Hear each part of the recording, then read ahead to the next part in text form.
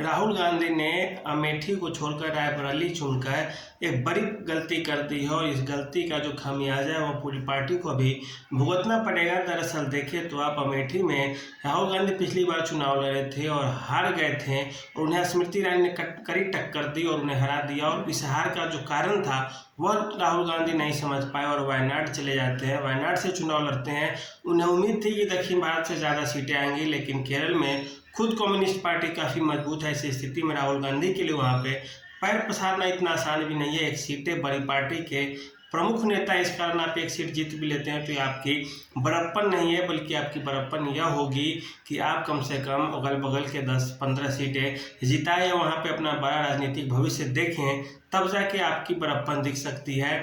Raebareli seat Sonia Gandhi के लिए seat थी, हमेशा वही जीतती रही है इस सीट से। यहाँ पे कांग्रेस का गढ़ समझा जाता है, गढ़ नहीं भी है तो लोग यह जानते हैं कि बड़ी पार्टी के अच्छे घराने के नेता है, इन्हें वोट क्यों न दें।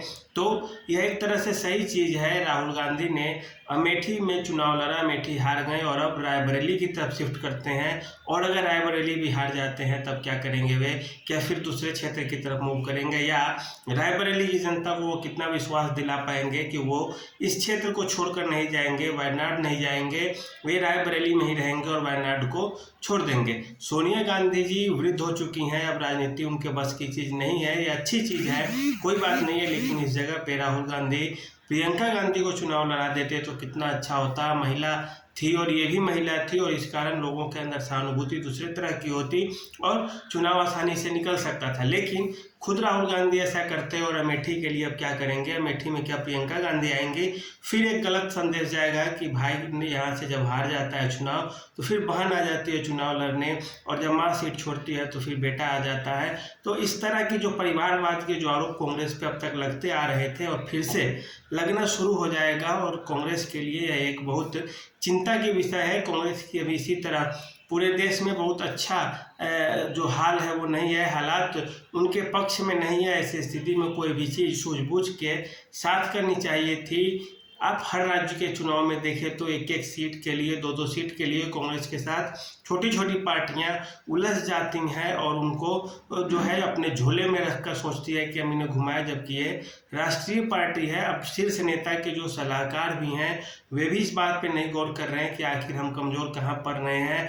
क्षेत्रीय स्तर पे हो या शीर्ष स्तर पे हो या किसी भी तरह के स्तर पे हो, अब देखें इसमें कि जो सीट बदलने की बातें होती है वो इतनी आसान चीज़ नहीं है और यह जल्दी नहीं करना चाहिए। क्योंकि आप प्रधानमंत्री मोदी को भी देखें, जब गुजरात से आते हैं उत्तर प्रदेश तो वाराणसी से चुनाव लड़ने लगते हैं, और ये हमेशा के लिए वे वाराणसी ही लड़ेंगे, या नहीं कि आज यहाँ से लड़ ले, कल यहाँ से लड़ ले, यहाँ से हारे तो वहाँ चले गए। तो ये सब छोटे नेताओं की चीज़ें हैं।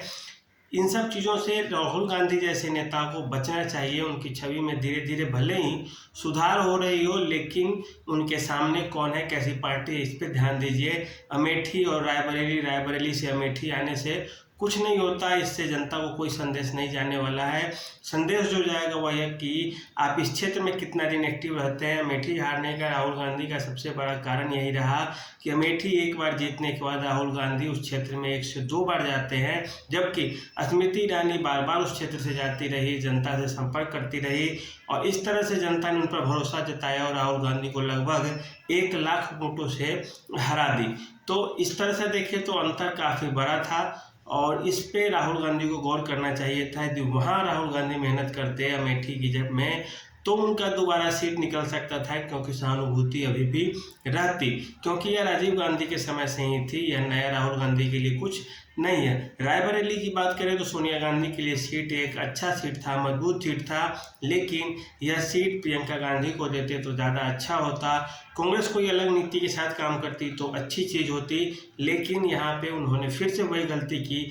अगर रायबरेली का सीट भी कांग्रेस खो देती है, क्योंकि वहाँ से जो उम्मीदवार हैं इस बार काफ़ी मजबूत हैं, और सोनिया गांधी के लिए भले ही लोगों के अंदर सहानुभूति रहती हो, माँ के लिए यदि सहानुभूति है, पिता के लिए सहानुभूति है, तो जरूरी नहीं है कि उनके बच्चों के लिए भी वही सहानुभूति होगी उनके अंदर, क्योंकि अगर उसी तरह की सहानुभूति होती तो अमेठी राहुल गांधी क्यों हार जाते, और अमेठी हार गए तो कोई दिक्कत नहीं, अगले चुनाव में फिर लड़ते और जीतते। लेकिन अगले चुनाव में तो सीधे सीधे भगवान कृष्ण की तरह जो रणछोड़ दास उनको नाम पड़ गया, वही राहुल गांधी रणछोड़ दास वाली काम कर रहे हैं और इस बार फिर रायबरेली चल जाते हैं। तो सीटें बदलना इतना आसान नहीं है, और यह तब बदला जाता है जब आपके अंदर कॉन्फिडेंस हो, हम यहाँ जीत लिए थे यहाँ भी जीत लेंगे, तब ऐसा करते हैं, तब तो कोई दिक्कत नहीं है। लेकिन यहाँ हार गए और वहाँ भी जाके हार जाएंगे, इस तरह से छवि धूमिल होती है नेताओं की, और ऐसा करने से बचना चाहिए। उम्मीद है कांग्रेस या कोई भी राजनीतिक पार्टी इस तरह के विचार अपनाने से पहले 1-2 बार भविष्य में सोचेगी। खैर आज के लिए इतना ही, धन्यवाद।